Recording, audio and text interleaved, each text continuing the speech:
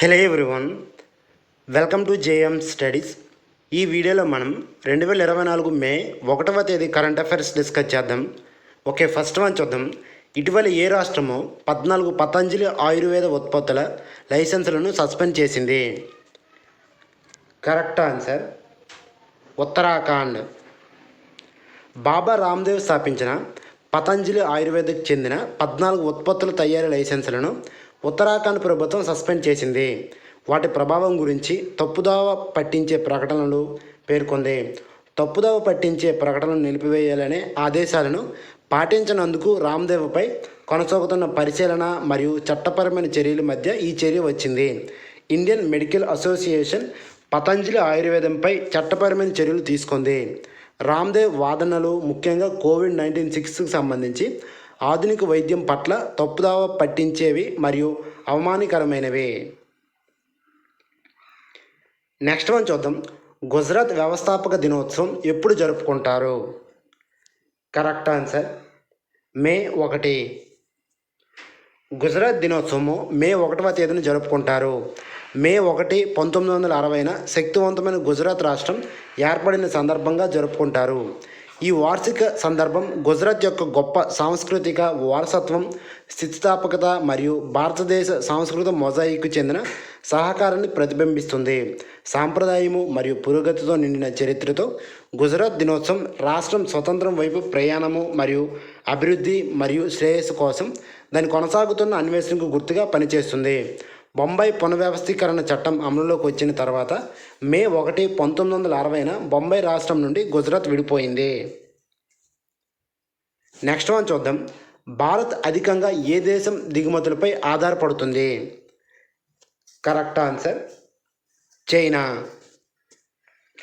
Global trade research initiative నివేదిక ప్రకారం 2018-19లో సుమారు 70 బిలియన్ల నుండి 2023-24 దిగుమతి బిల్లు 101 బిలియన్కు పెరగడంతో చైనా దిగుమతులపై భారతదేశం పెరుగుతున్న ఆధారపడటాన్ని హైలైట్ చేస్తుంది. గత 15 ఏళ్లలో భారతదేశం యొక్క పారిశ్రామిక వస్తువుల దిగుమతుల్లో చైనా వాటా గణనీయంగా పెరిగింది. ఇది 30% చేరుకుంది. అయితే చైనా నుండి దిగుమతులు భారతదేశం యొక్క మొత్తం దిగుమతులను 2.3 రెట్లు అధిగమించాయి. నెక్స్ట్ వన్ చూద్దాం. శాస్త్రవేత్తలు 90 మిలియన్ సంవత్సరాల పురాతన శాకాహార డైనోసార్ని ఎక్కడ కనుక్కున్నారు? Correct answer Argentina. అర్జెంటీనాకు చెందిన పాలియోంటాలజిస్టులు ప్రస్తుతం పటోగోనియాలోని క్రెటేసియస్లో కాలంలో సుమారు 90 మిలియన్ సంవత్సరాల క్రితం వృద్ధి చెందిన చెకిరాస్ నికుల్ అనే కొత్త మధ్య తరహా శాకాహార డైనోసార్ను కనుక్కున్నారు. క్రెటేసియస్ రీసెర్చ్ జర్నల్లో వివరించిన ఈ పరిశోధన దాని వేగము మరియు ప్రత్యేకమైన తోక శరీర నిర్మాణ శాస్త్రానికి ప్రసిద్ధి చెందిన ఒక అద్భుతమైన జీవిపై వెలుగునిస్తుంది. చాకిసారస్ నికుల్ దాని తోక శరీర నిర్మాణ శాస్త్రం ద్వారా ప్రత్యేకతను కలిగి ఉండటమే కాకుండా దాని చురుకుదనము మరియు వేగానికి కూడా ప్రసిద్ధి చెందింది. నెక్స్ట్ వన్ చూద్దాం. శాట్ ప్రిసైడింగ్ అధికారిగా ఎవరు నియమితులయ్యారు? Correct answer Dinesh Kumar. Justice Dinesh Kumar 29 April 2024న security appellate tribunal SAT presiding అధికారిగా బాధ్యతలు స్వీకరించారు. భారత ప్రభుత్వం జస్టిస్ దినేష్ కుమార్ను 4 సంవత్సరాల కాలానికి నియమించింది.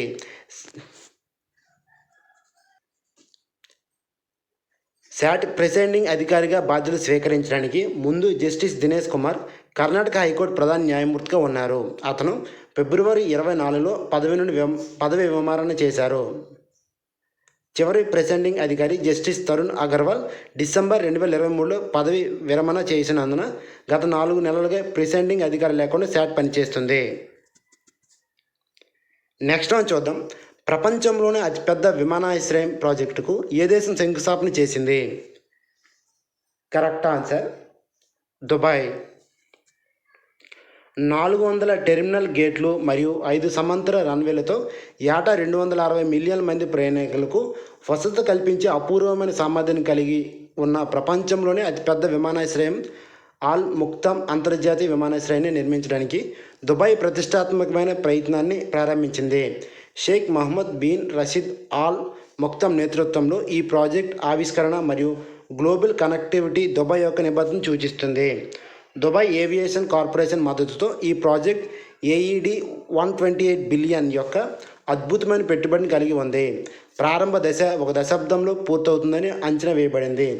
ఏటా 150 బిలియన్ల మంది ప్రయాణికులను అందిస్తుంది. ఇది మరింత విస్తరణకు పునాది వేస్తుంది. నెక్స్ట్ వన్ చూద్దాం. అంతరించిపోతున్న నీలగిరి తహార్ కోసం ఏ రాష్ట్రము పరిరక్షణ ప్రయత్నాలు చేపట్టింది? Correct answer Tamil Nadu.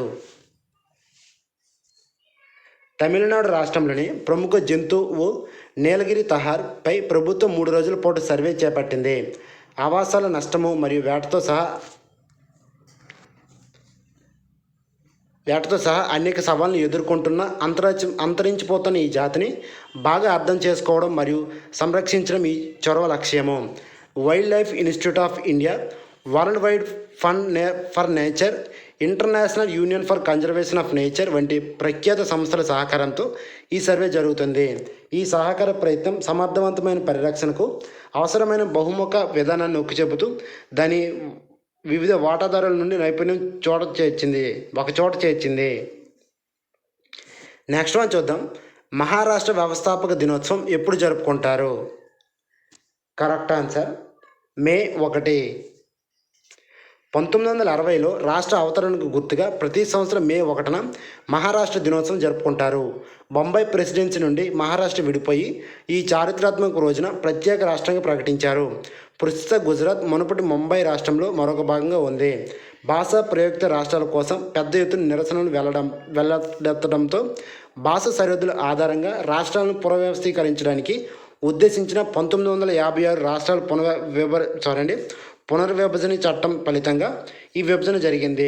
1956 రాష్ట్ర గుర్తింపు చట్టం బొంబాయిని బహుభాష రాష్ట్రంగా గుర్తించింది. నెక్స్ట్ వన్ చూద్దాం. ఆయుష్మాన్ భారత్ దివాస్ ఎప్పుడు జరుపుకుంటారు? Correct answer April 30. Ayushman Bharat Yojana మరియు దాని లక్ష్యం గురించి అవగాహన పెంచడానికి ప్రతి సంవత్సరం ఏప్రిల్ 30న ఆయుష్మాన్ భారత్ దివాస్ జరుపుకుంటారు. ఈ ఏడాది ఏప్రిల్ 30, 2024 మంగళవారం ముఖ్యంగా నిరుపేదలకు చౌకగా నాణ్యమైన వైద్య సేవలు అందించాలనే పథకం లక్ష్యాన్ని తెలియజేసేందుకు ప్రభుత్వం ఈ దినోత్సవం ఏర్పాటు చేసింది. ప్రధాని నరేంద్ర మోడీ 2018లో ప్రారంభించిన ఆయుష్మాన్ భారత్ యోజన ఆరోగ్య సంరక్షణ పథకం. ఇది ప్రతి సంవత్సరం 10.74 కోట్లకు పైగా పేద మరియు బలహీన కుటుంబాలకు 5 లక్షల ఉచిత ఆరోగ్య బీమాను అందిస్తుంది.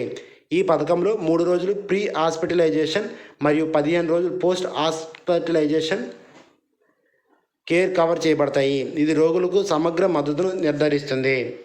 ఈ వీడియో కానీ మీకు నచ్చినట్లయితే దయచేసి అందరూ కూడా లైక్ చేయండి. అలాగే ఇంకెవరైనా సబ్స్క్రైబ్ చేయకపోతే అందరూ కూడా సబ్స్క్రైబ్ చేసుకోండి.